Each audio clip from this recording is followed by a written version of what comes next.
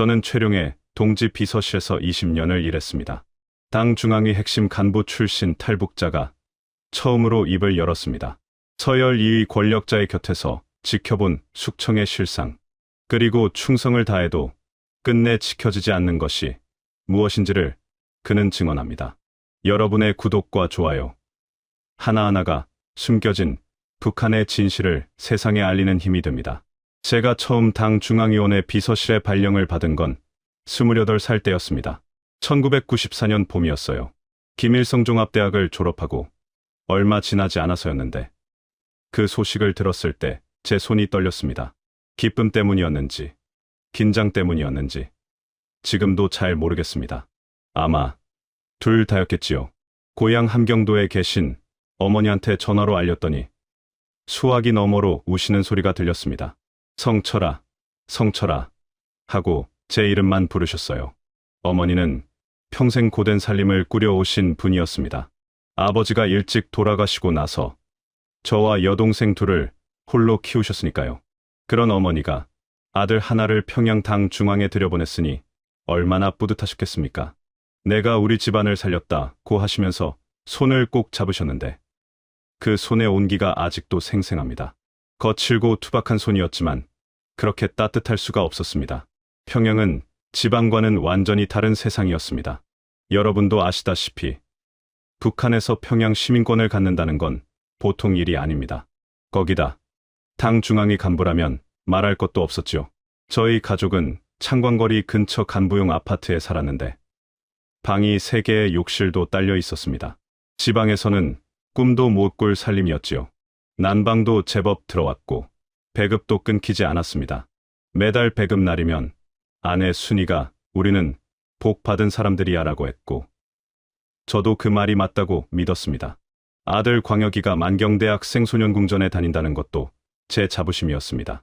피아노를 배우고 수영을 배우고 주말이면 환한 얼굴로 돌아오는 아이를 보면서 이게 다 당 덕분이다. 수령님 덕분이다 하고 진심으로 생각했으니까요. 지금 생각하면 부끄럽지만 그땐 정말 그랬습니다. 그게 세상의 전부인 줄 알았습니다. 1990년대 후반 고난의 행군이라 불리던 그 시절이었습니다. 나중에 알고 보니 그 몇 년 사이에 수십만 명이 굶어 죽었다고 하더군요. 지방에서는 하루 한 끼도 힘든 날이 이어졌고 길바닥에 쓰러져 죽는 사람들이 나왔다고 했습니다. 하지만 저는 몰랐습니다. 아니, 정확하게 말하면 알려고 하지 않았습니다. 매일 아침 청사로 출근하고 보고서를 정리하고 회의 배석을 하다 보면 하루가 다 갔으니까요. 퇴근길의 장마당, 그러니까 여러분으로 치면 재래시장 같은 곳 앞을 지나쳐도 그냥 고개를 돌렸습니다. 그게 제 일상이었고 저는 그 일상이 당연하다고 생각했습니다. 직장 생활도 나름 보람이 있었습니다. 비서실 선임들한테 인정을 받으면서 조금씩 자리를 잡아갔고 몇 년이 지나자 단순한 서류 정리가 아니라 중요한 보고서 검토까지 맡게 됐습니다. 회의 배석을 나가면 간부들이 어떻게 일하는지 가까이서 볼 수 있었고 그 안에서 저는 열심히 배웠습니다. 동료들과 밥을 먹으면서 일 이야기를 하고 퇴근 후 가끔 평양 시내를 거닐며 순이와 손을 잡고 걷던 시절, 그때는 그게 행복인 줄 알았습니다. 균열이 처음 생긴 건 사소한 일이었습니다. 어느 가을날 함경도에서 먼 친척 하나가 평양에 올라왔어요. 배급을 좀 도와달라는 부탁이었는데 오랜만에 본 그 얼굴이 너무 낯설었습니다. 광대뼈가 붉어지고 눈빛이 꺼져 있었어요. 6살짜리 아이 손을 잡고 서 있는데 그 아이 손목이 어찌나 가는지 제 손가락 2개로 감쌀 수 있을 정도였습니다. 저는 쌀 몇 킬로를 몰래 쥐어주면서도 그냥 빨리 돌려보내고 싶었습니다. 왜냐고요? 그 얼굴을 오래 보고 있으면 뭔가 불편한 감정이 올라왔거든요. 그게 뭔지는 그때는 몰랐습니다. 그날 밤 아내 순이가 저한테 조용히 물었습니다. 여보, 지방은 정말 그렇게 힘들어요? 저는 괜찮아질 거야 라고 대답하고 잠자리에 들었습니다. 하지만 눈이 잘 감기지 않았어요. 그 아이의 가느다란 손목이 자꾸 떠올랐거든요. 창밖에는 평양의 밤이 조용히 내려앉아 있었습니다. 가로등 불빛이 창문으로 들어왔고 옆에서 순이의 숨소리가 들렸습니다. 저는 천장을 바라보며 오래 누워 있었습니다. 그것이 제 마음속 첫 번째 균열이었습니다. 아주 작은 금 하나. 그때는 그게 전부였습니다. 제가 최룡의 동지 비서실로 전속된 건 34살 때였습니다.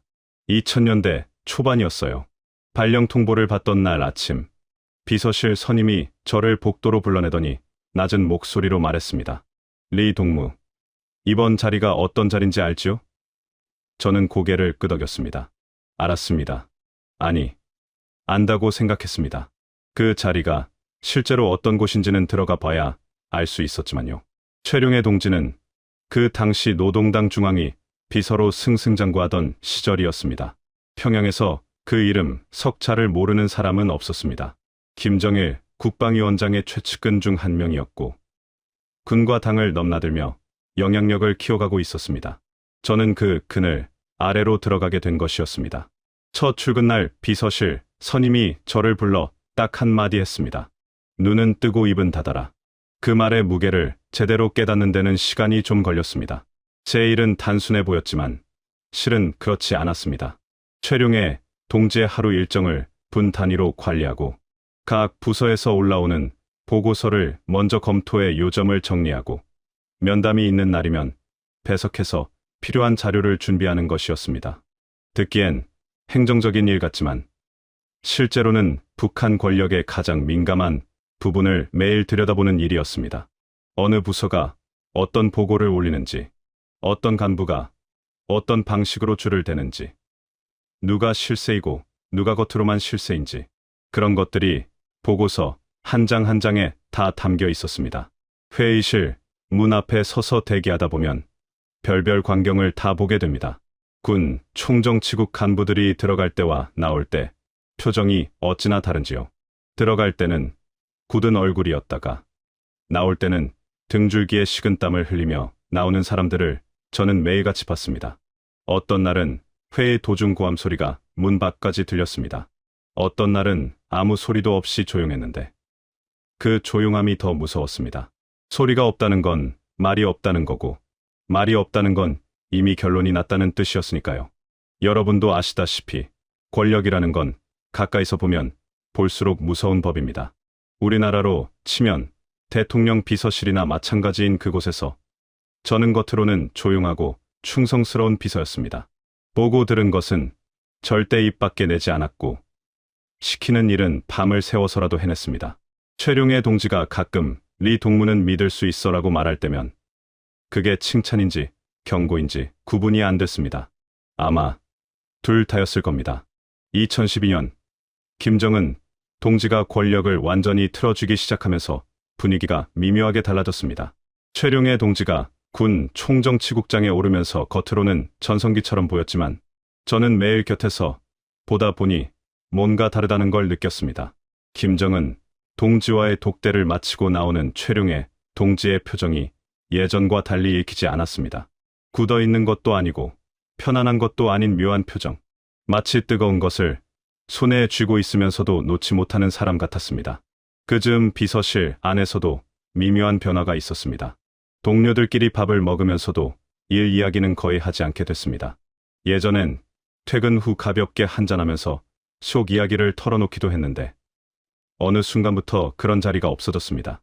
다들 말을 아꼈습니다. 웃음도 아꼈습니다. 뭔가를 조심하는 분위기가 공기처럼 퍼져 있었습니다. 그게 무엇인지 굳이 말로 꺼내는 사람은 없었지만 모두가 알고 있었습니다. 그즈음 아내 순이가 한 번은 이런 말을 했습니다. 여보, 요즘 왜 이렇게 말이 없어요? 저는 웃으면서 일이 많아서라고 했지만 사실은 할 말이 너무 많아서였습니다. 다만 할 수가 없었을 뿐이죠.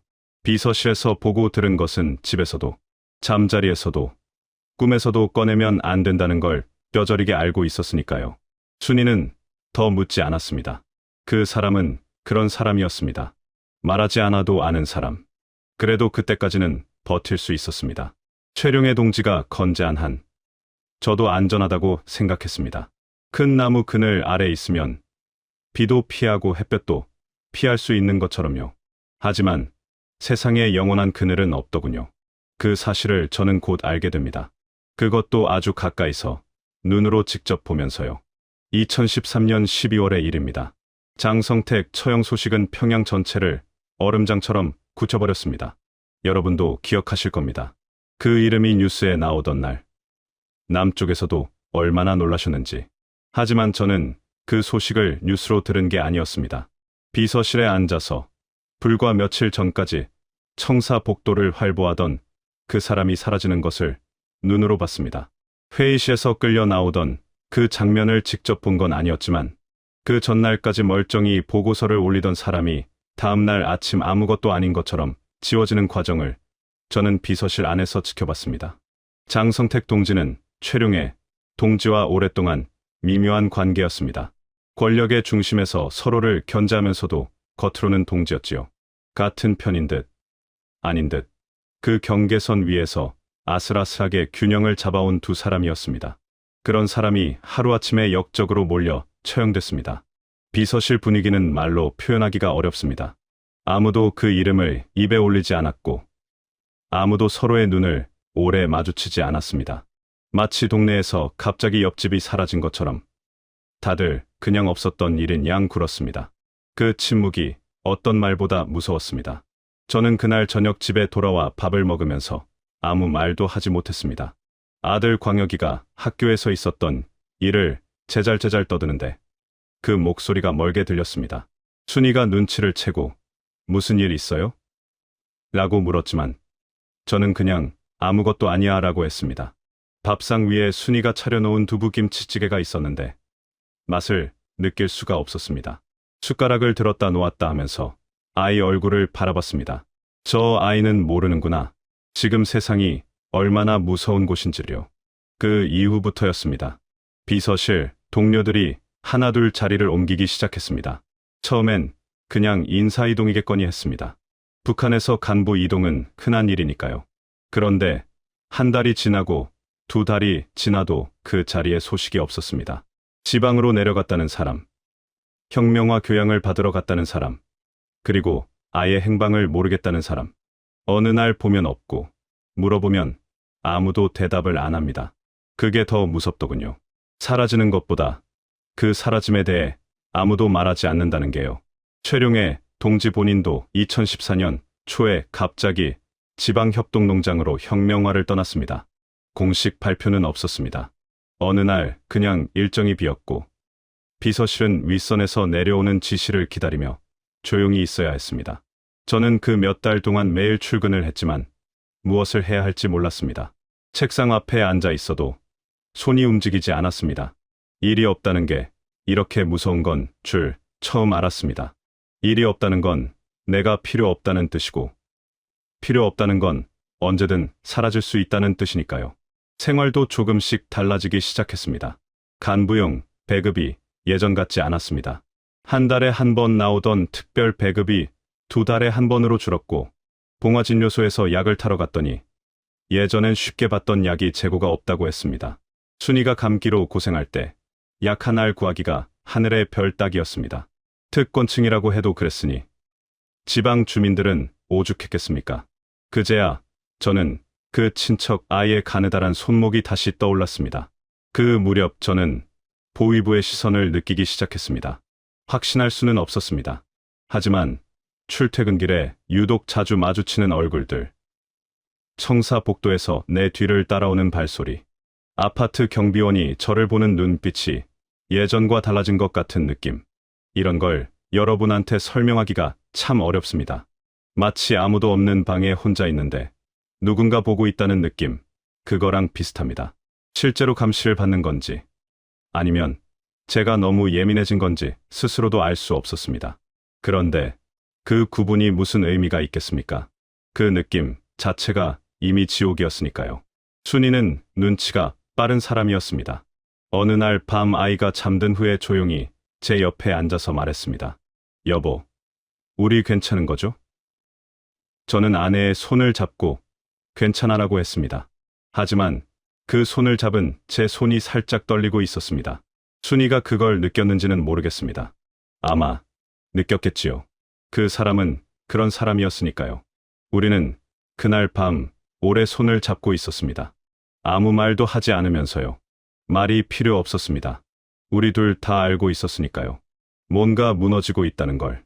최룡의 동지가 돌아온 건 몇 달 후였습니다.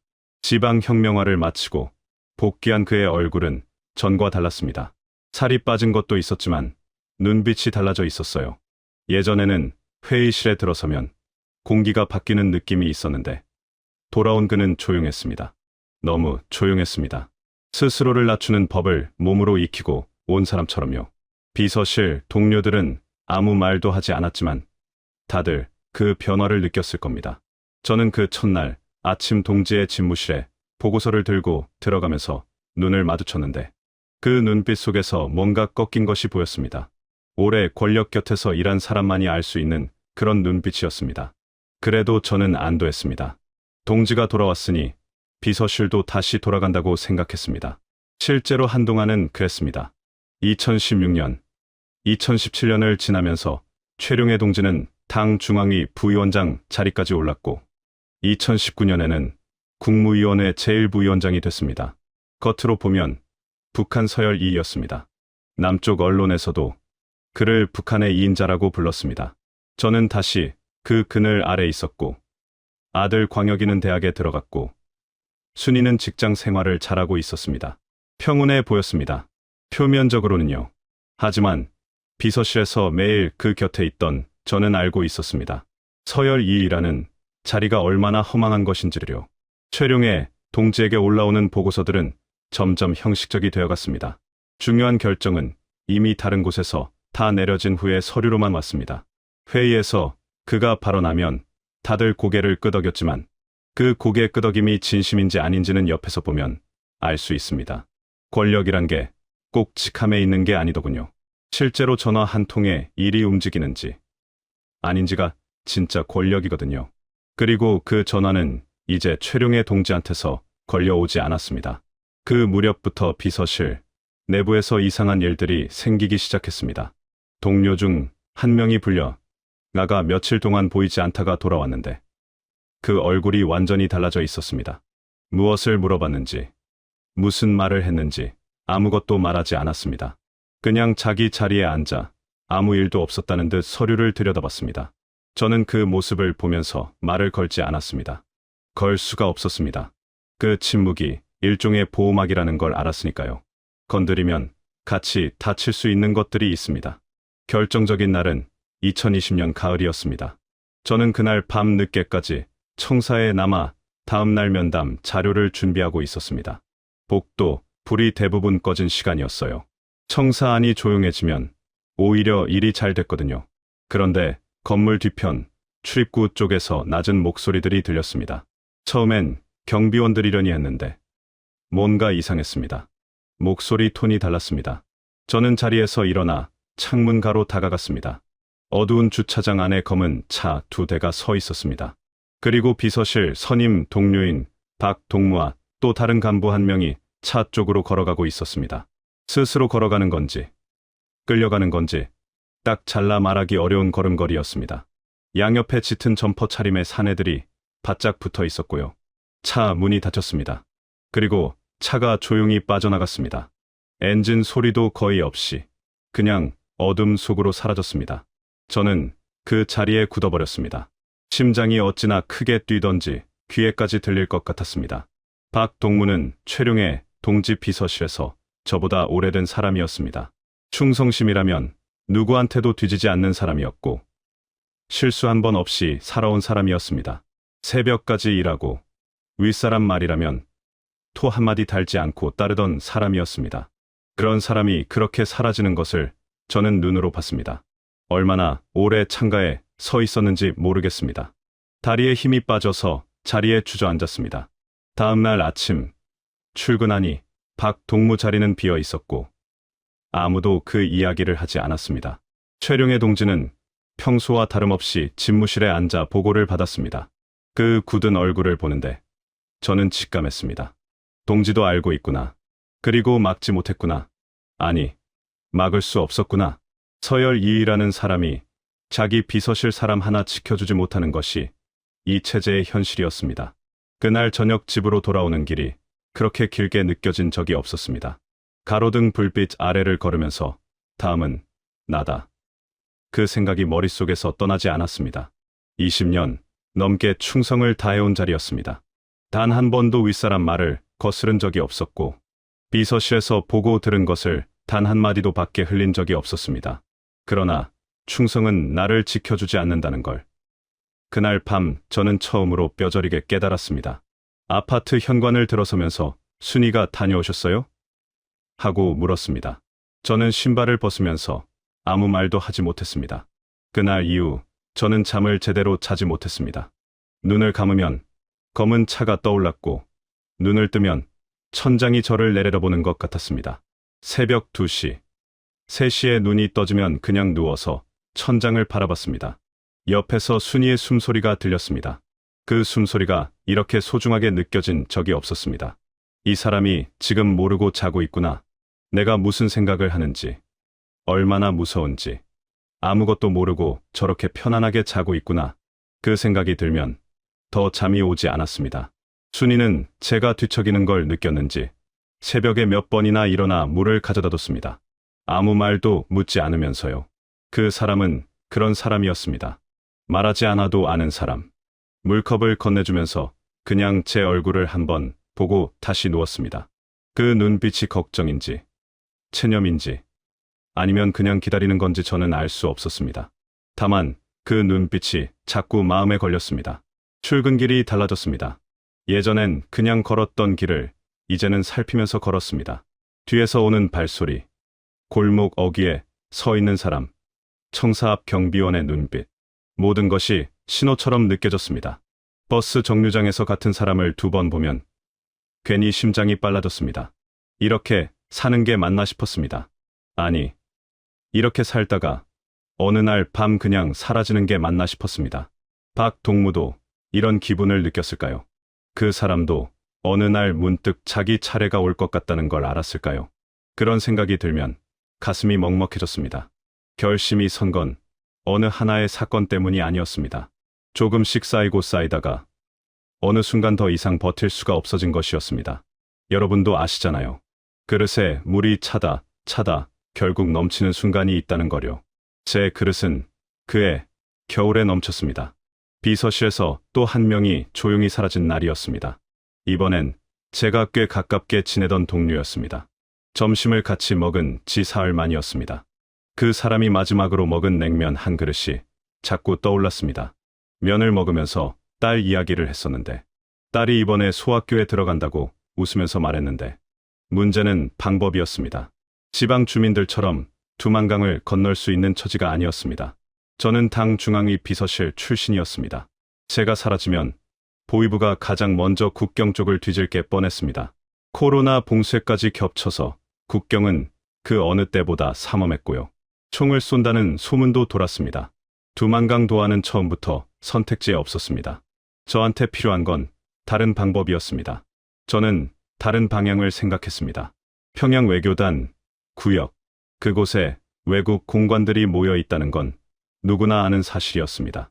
하지만 거기까지 걸어 들어간다는 건 북한에서는 상상조차 하기 어려운 일이었습니다. 그 주변은 항상 보위부 요원들이 깔려 있었고 외국인과 접촉하는 것만으로도 조사를 받을 수 있었으니까요. 공관문을 두드리는 순간 그 자리에서 잡힐 수도 있었습니다. 그렇게 되면 저뿐만 아니라 순위와 광역이까지 위험해집니다. 그런데 저한테는 한 가지가 있었습니다. 몇 년 전 공식 행사에서 받아뒀던 명함 한 장이었습니다. 유럽의 한 나라 외교관이 준 것이었는데 저는 그게 왜 서랍 깊숙이 남아 있었는지 모르겠습니다. 버렸어야 했는데 버리지 못했습니다. 발견됐다면 그것만으로도 조사를 받을 수 있는 물건이었습니다. 그 명함을 꺼내 손에 쥐고 한참을 들여다봤습니다. 작고 흰 종이 한 장이었습니다. 이게 내 마지막 패인가 싶었습니다. 준비는 혼자 해야 했습니다. 순이한테도 광역이한테도 말할 수 없었습니다. 알면 위험하니까요. 가족이 모른다는 게 오히려 가족을 지키는 일이었습니다. 그 생각이 맞다는 걸 알면서도 매일 밥상 앞에 마주 앉은 아내의 얼굴을 보면 가슴이 무너졌습니다. 이 사람한테 말 한마디 못하고 떠나야 한다는 게요. 광역이가 요즘 대학 생활이 재미있다며 수다를 떠는데 그 얼굴을 보면서 저는 속으로만 울었습니다. 미안하다. 아들아. 아빠가 미안하다. 떠나기 이틀 전, 저는 혼자 부모님 묘소에 다녀왔습니다. 평양 외곽 야산에 나란히 있는 두 분 묘소였습니다. 이른 새벽에 갔습니다. 아무도 없는 시간에요. 마른 풀이 바람에 흔들리고 있었습니다. 봉분 앞에 무릎을 꿇고 한참을 앉아 있었습니다. 말이 나오지 않았습니다. 그냥 두 손을 모으고 있었습니다. 아버지, 어머니, 저 이제 갑니다. 살아서 돌아올 수 있을지 모르겠습니다. 그 말을 속으로만 했습니다. 얼마나 앉아 있었는지 모릅니다. 새벽 찬바람이 옷깃을 파고들었지만 일어나지 못했습니다. 돌아오는 길에 우리 아파트를 한번 올려다봤습니다. 불이 켜진 창문이 보였습니다. 순이가 아침 준비를 하고 있을 시간이었습니다. 저는 한참을 그 불빛을 바라보다가 발길을 돌렸습니다. 저 불빛이 내일도 켜져 있기를, 모레도 켜져 있기를, 그리고 내가 없어도 꺼지지 않기를 빌었습니다. 그날 아침 저는 평소처럼 출근 준비를 했습니다. 넥타이를 매고 서류 가방을 들고 순이가 차려준 아침밥을 먹었습니다. 된장국이었습니다. 순이가 끓여주는 된장국은 항상 간이 딱 맞았는데 그날따라 맛을 느낄 수가 없었습니다. 숟가락을 들면서 이게 마지막일 수도 있다는 생각이 들었거든요. 그 생각을 떨쳐내려고 일부러 천천히 먹었습니다. 평소처럼, 아무렇지 않은 것처럼. 티가 나면 안 됐습니다. 순이는 눈치가 빠른 사람이었으니까요. 광혁이는 학교 갈 준비를 하면서 뭔가 제잘거렸는데 저는 그 말을 제대로 듣지 못했습니다. 그냥 고개를 끄덕이면서 아이 얼굴을 눈에 담으려 했습니다. 최대한 오래, 최대한 선명하게요. 이마에 살짝 흘러내린 머리카락, 밥을 먹으면서 손짓을 하는 버릇, 웃을 때 눈이 가늘어지는 것, 그런 것들을 눈에 새겼습니다. 언제 다시 볼 수 있을지 모르니까요.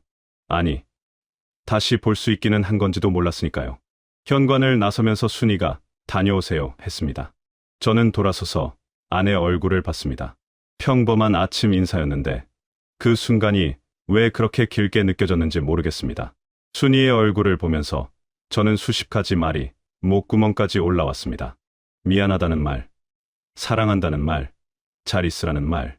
하지만 아무것도 할 수 없었습니다.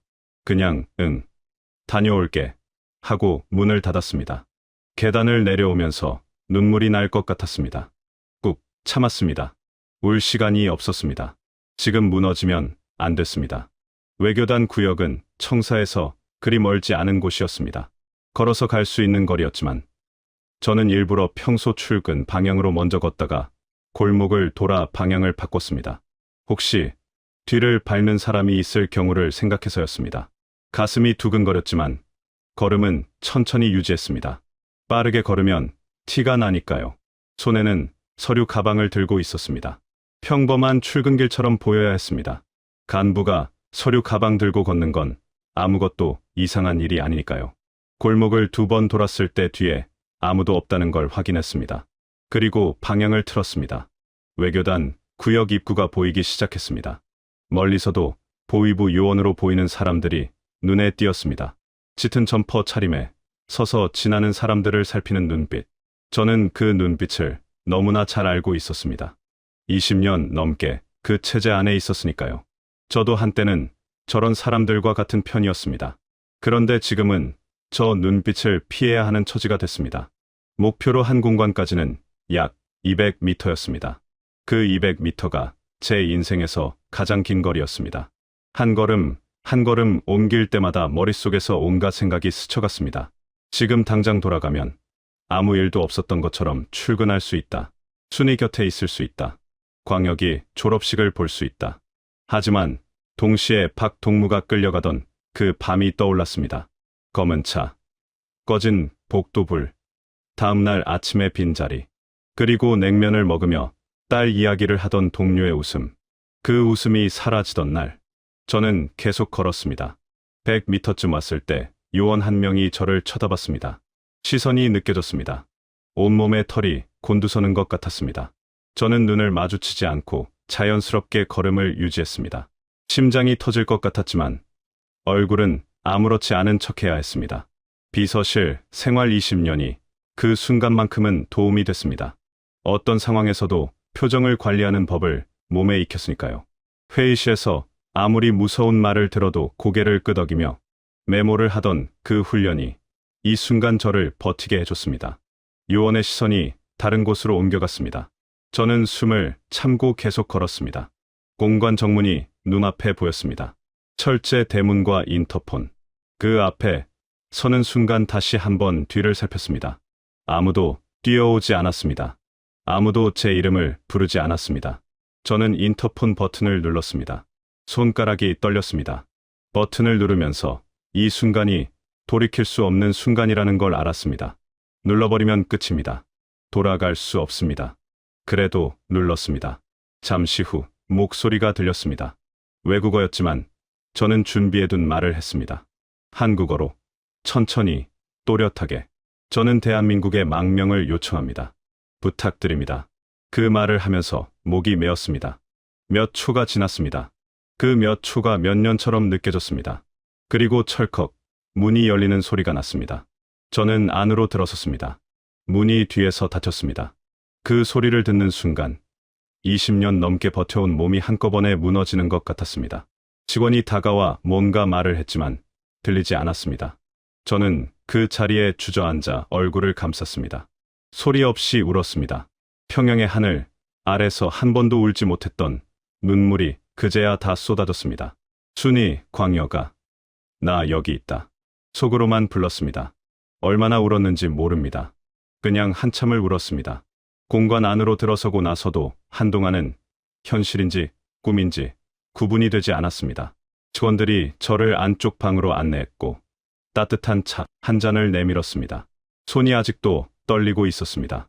차를 받아 주었는데 손끝이 컵에 닿는 온기가 느껴졌습니다. 그 온기가 이상하게 실감이 났습니다. 아, 내가 살아있구나. 아직 여기 있구나. 눈물이 다 빠져나간 자리에 그 온기가 채워지는 것 같았습니다. 저는 두 손으로 컵을 감싸 쥐고 한동안 그냥 앉아 있었습니다. 외교관이 통역을 통해 천천히 말했습니다. 신원을 확인해야 한다고. 시간이 걸릴 수 있다고. 저는 고개를 끄덕였습니다. 시간이 얼마나 걸리든 상관없었습니다. 그 방 안에 있는 것만으로도 충분했습니다. 바깥 세상이 유리창 너머로 보였지만 저는 더 이상 그 바깥이 두렵지 않았습니다. 아니, 정확히는 두려움의 종류가 달라졌다고 해야 할까요? 잡힐 것 같은 공포는 사라졌지만 가족 걱정이 그 자리를 채우기 시작했습니다.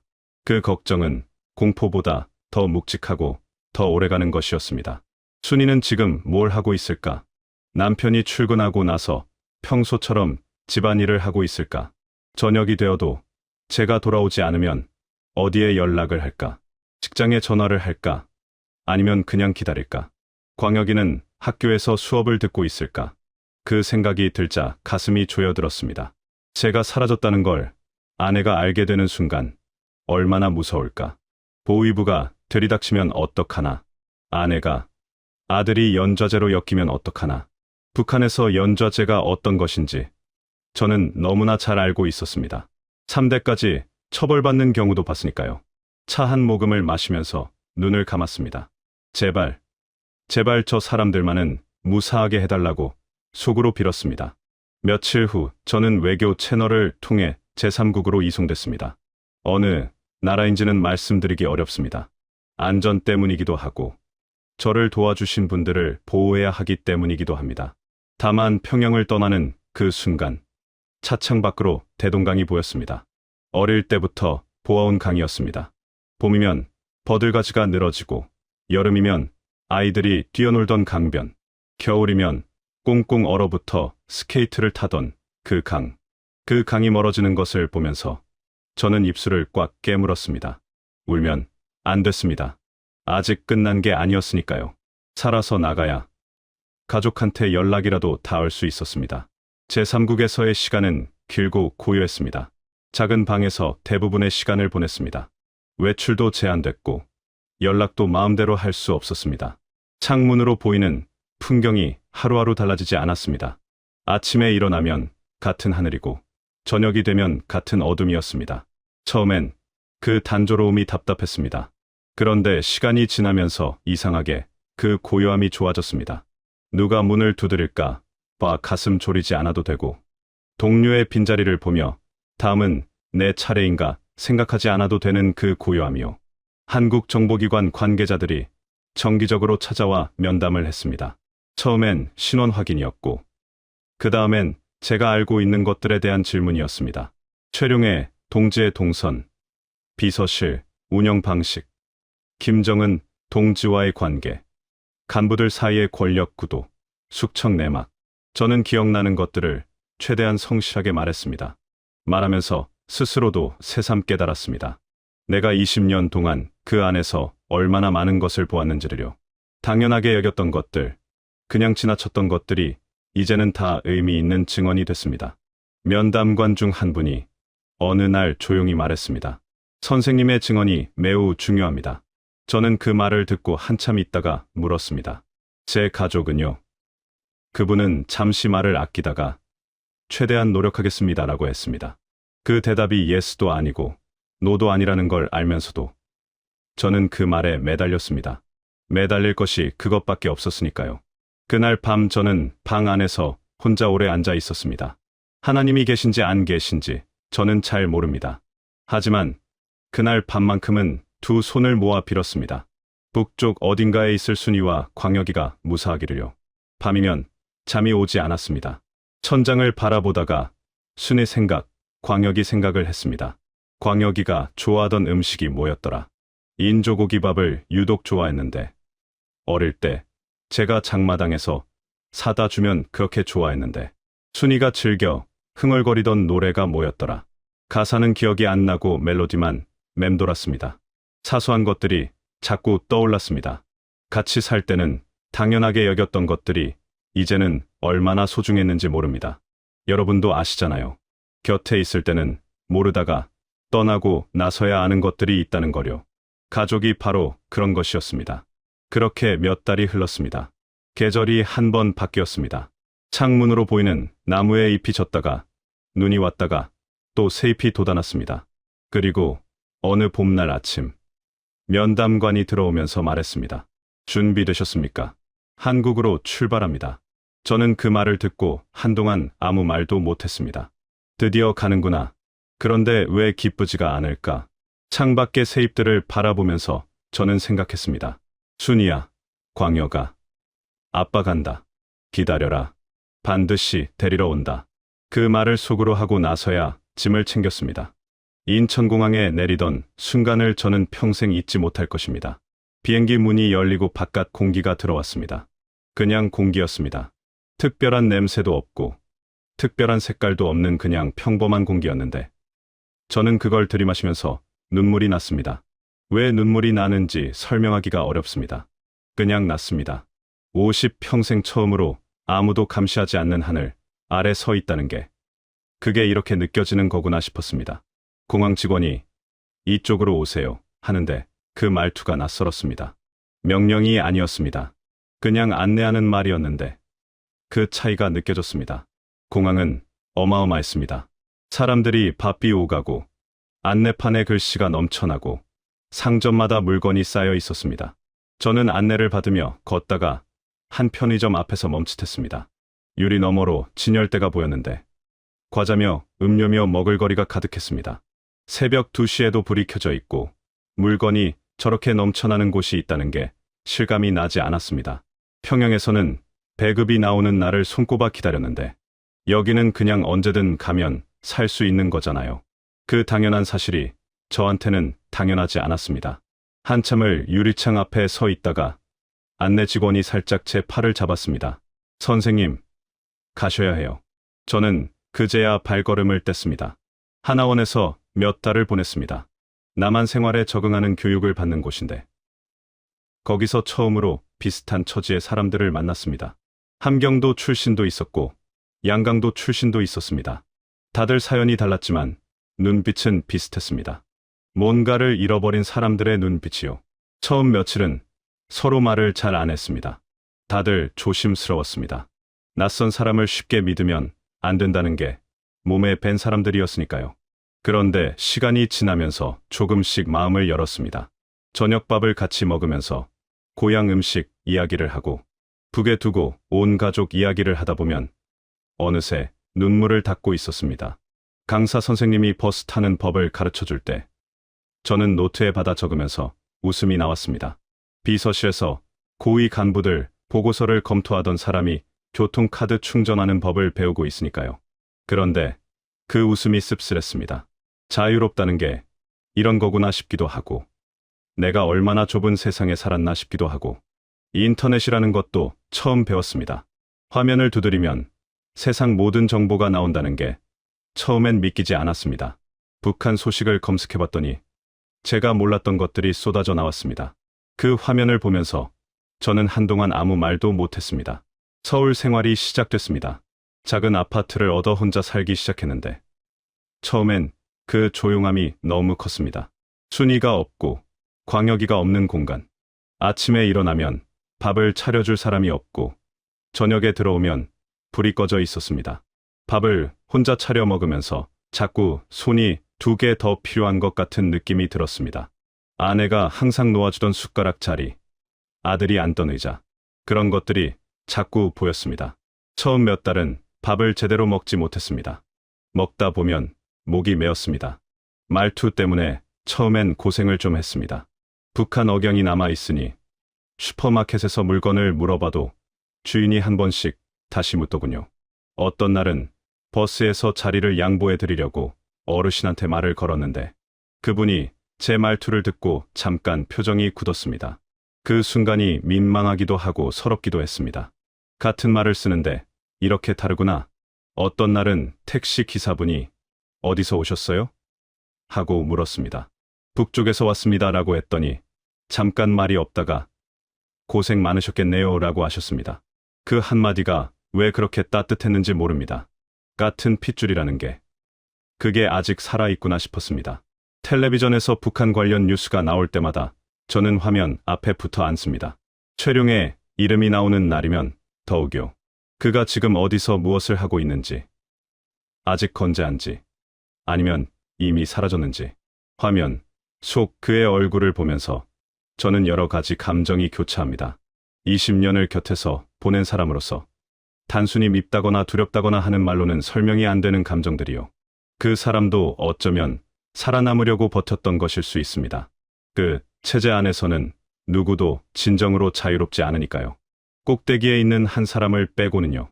제가 이 이야기를 세상에 꺼내놓는 건 한 가지 이유 때문입니다. 북한 권력의 실상이 어떤 것인지, 그 안에서 사람이 어떻게 소모되는지, 충성을 다해도 어느 날 밤 그냥 사라질 수 있다는 게 어떤 것인지를 여러분께 알리고 싶어서입니다. 6.25 때 헤어진 이산가족들이 수십 년을 기다렸다는 이야기를 들을 때마다 저는 그 마음을 이제는 조금 알 것 같습니다. 기다린다는 것, 그게 얼마나 긴 일인지요. 우리 어르신들이 평생 그 그리움을 안고 사셨던 것처럼 저도 그렇게 기다릴 것입니다. 순이와 광혁이는 지금도 평양에 있을 겁니다. 잘 있는지 모르겠습니다. 연락할 방법이 없습니다. 가끔 꿈에서 만납니다. 꿈속에서 순이는 항상 된장국을 끓이고 있고 광혁이는 학교 얘기를 제잘거립니다. 그 꿈이 너무 생생해서 깨고 나면 한동안 일어나지 못합니다. 눈을 뜨면 불 꺼진 아파트 천장이 보이고 옆에는 아무도 없습니다. 그 순간이 하루 중 가장 힘든 순간입니다. 통일이 되는 날, 그 문이 열리는 날, 저는 제일 먼저 평양으로 달려갈 것입니다. 순이한테, 광혁이한테, 그날이 오기를 저는 매일 밤 빕니다. 우리 세대에 제가 살아있는 동안에 그날이 오기를요. 여러분, 들어주셔서 감사합니다. 이 땅에 자유가 있다는 것이, 그게 얼마나 소중한 것인지를 저는 이제 압니다. 부디 이 이야기가 헛되지 않기를 바랍니다.